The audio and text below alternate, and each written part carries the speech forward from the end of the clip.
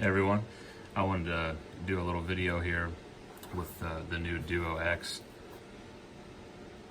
just kind of showing the differences from it and the two previous versions, the Duo and the Deuce. So this will be the last and final edit for this guy. Just like any other product, you know, I'm always thinking of different ways to improve stuff or change things, and just have different options. So not that the previous versions before this, there was anything wrong with them. It's just things change, thoughts change, and here we are. So the first model was the Duo. That was this guy. This was actually like before I even really, was messing with knives, and as far as the texture was pretty wild on this stuff. So that's kind of why there was some other blemishes and stuff, but I just dug this out of the graveyard box and figured it would be a good one just to show the evolution. So the first one, it was a little on the loose side with the bit. So I got that tightened up when we went to the Deuce and got rid of, well, I guess we'll just pull that guy up here. Well, first of all, this is the bottle opener on this one. You could, hook it on your belt loop, a bag, or whatever right here. 1/4 inch hex slot for the bit. You can use it as a screwdriver and whatever else you might find it useful for. And then here's the Deuce. We snugged up where the bit sits and shortened it a little bit to keep it from dancing as much. Got the lanyard hole up here out of the way. Bottle openers here. Got a pry bar on this version, so just trying to compact some what I think to be useful features for people with these tools.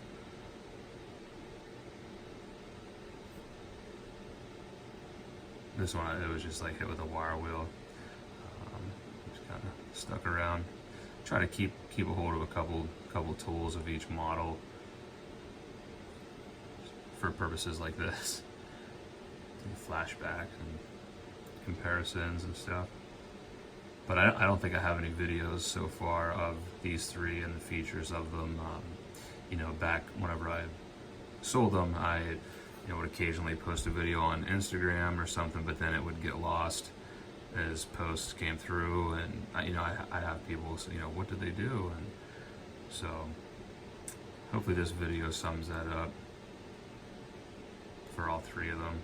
I know I'm a little late, but I feel that the people that were watching caught the uses for it. They were in the description on the website, but I guess seeing it makes a difference. And the video stuff and video editing is all pretty new to me. I'm excited to be doing it more because I feel like people watch videos more than they read stuff. I mean, I'm guilty of that also. So here's the Duo X. Pretty close. I mean, just to put it up against the Deuce, it's compacted the bit a lot more. Got rid of this guy up here. Bigger lanyard hole. The pry bar is wider and it shortened up just a hair, but I think it makes it a little more. You can use it on a little bit more things, being wider, more heavy duty, even though it's not meant for anything too crazy. But I feel that people prefer the little bit wider pry bars.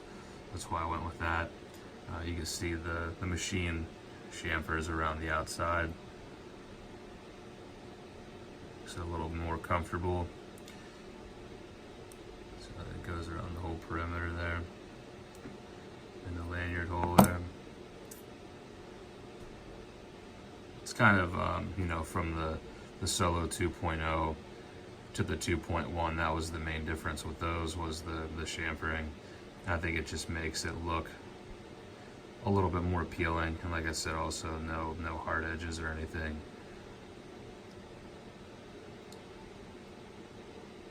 Still opens the bottle the same way right here. Hex slot, 1/4 inch hex for the bit.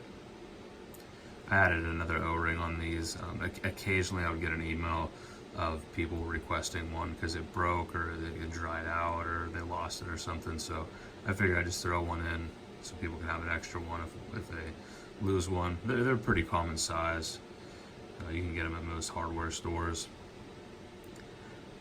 Or if you have a tool and you lost it, just hit me up. I've sent some out over the years, so that I don't mind.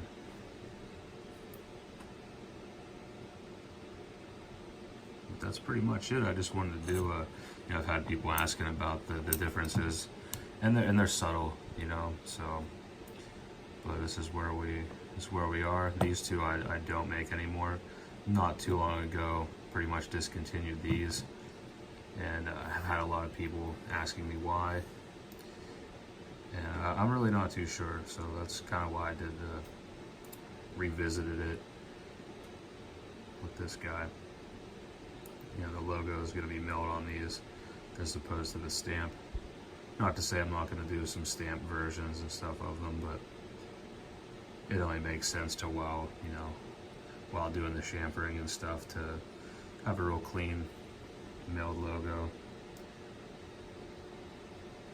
And this finish I think is going to be what I'm going to use for the first run of them. So it'll have a Zerblast, like the sides and around the sides and the insides and stuff will have a Zerblast, kind of like a matte satin kind of finish to it.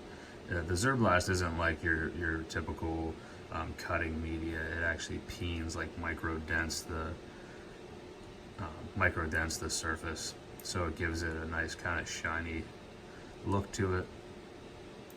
And then the flats on them I'm gonna hit on the belt sander, give it like kind of a semi-rough satin finish to it. Titanium does tend to, since it's strong but it's soft, so it tends to scratch easily, like this finish. Just hitting them with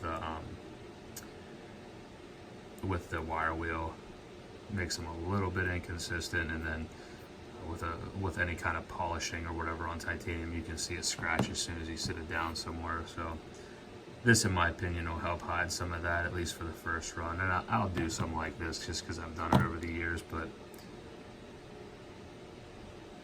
and we'll be doing some two-tone ones, so you can see the chamfers all have the Zerblast, and then the face will be satin, and so I can anodize some one color, sand the faces, then anodize them lower voltage, get some two-tone ones out of these like I've done with the 2.1s. But that's it. I'll quit rambling now. Appreciate you guys tuning in. These should be available relatively soon. Price point I'm still undetermined on. I might even already said that 5 minutes ago or something, but it's usually a popular question, and it's usually one that I don't really fully work out until I get ready to list them on the website, just in case things change, just with any other products. So thanks for tuning in, everyone. Have a good one.